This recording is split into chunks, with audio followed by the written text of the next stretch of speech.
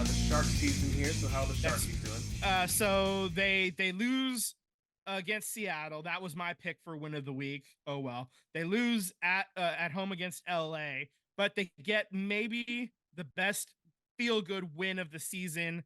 3-2 in overtime against St. Louis. Eklund scores all 3 goals. That's right. He gets his first career hat trick. It's his first career multi-goal game, actually, too. Sam, that might be the guy's jersey you get. Yeah, maybe it's him. Devin Cooley gets his first NHL W, and Devin Cooley is actually from the Bay Area. He played on the Junior Sharks when he was a kid, and so he's the first person to play in the. He's the first Californian to get a win as a goalie for our California team as well. So that's kind of a fun little stat. I mean, there have been California goalies and California players, but they all go play elsewhere, right? They don't end up on the Sharks or the Ducks or the Kings. Devin Cooley's the first one. His mom and his family were in the stands. Like they had one camera on her the entire time, and like she's like crying happy tears and everything. It's a beautiful sight. It actually gave me goosebumps watching the game as it was happening, as the overtime goal happened. They killed off a penalty right before that too. So like they really worked for it. Devin Cooley stick taps, bud. Eklund stick taps. Good game. But then also after that, they lose 5-2 versus Arizona, another terrible team. You guys had that for your win of the week. All of us were wrong. So they are dead last in everything in the NHL. And that win actually didn't even hurt the standings because Chicago also won. So who cares, right? You can have a feel-good win near the end of the year. They played pretty well that game too.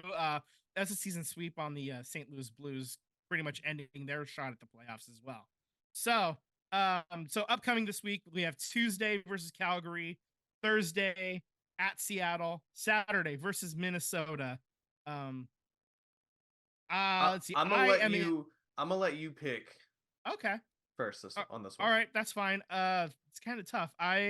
You know what? I'm going. Minnesota is going to be my pick for win of the week. It's the last game of the season.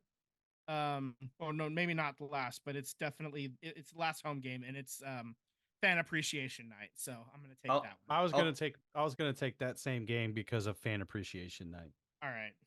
I'll take the Sea Monster. All right. And we have locked those in. So as it stands, I have a half game lead on Tyler for win of the week for this season. Like I mentioned it last week. There's only 18 wins on the entire season, including this week, and we've gotten a win on half of these between the two of us, basically. So I just also really want them to lose because I mean, to be honest with you, having a first round pick and having a first the number one pick, overall, yeah, the Sharks have never had that. So I would love to celebrate with Celebrini. So that's right. Yeah, absolutely. They're far enough back now at this point, though. I think one win it's not gonna make a difference. I think Chicago has like a 7-point lead on the Sharks at this point, so it's basically done. It's not like completely done, but it's done. Yeah. So I did read some. I was reading some draft stuff. They're pretty much in the same position. It's like 25 and a half, 25 and a quarter, something like that. Yeah. So they're still at a 25% mark to get that number one overall pick. And that one dude who we talked about last week a lot, he's still the clear cut number one guy. And I did see some. Yep.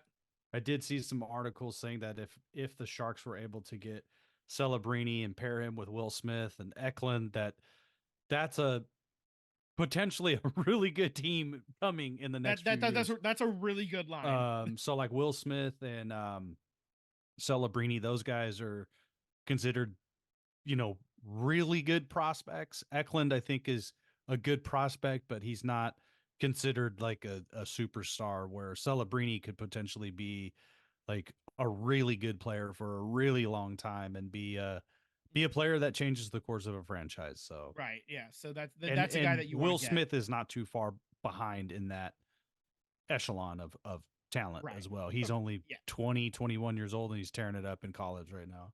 Mm-hmm. Absolutely. Good old BC. That's right. So All right. So this is the Keep main losing, story now. Sharks. Get that number 1. That's right. Let's go, Hold on, buddy. hold on.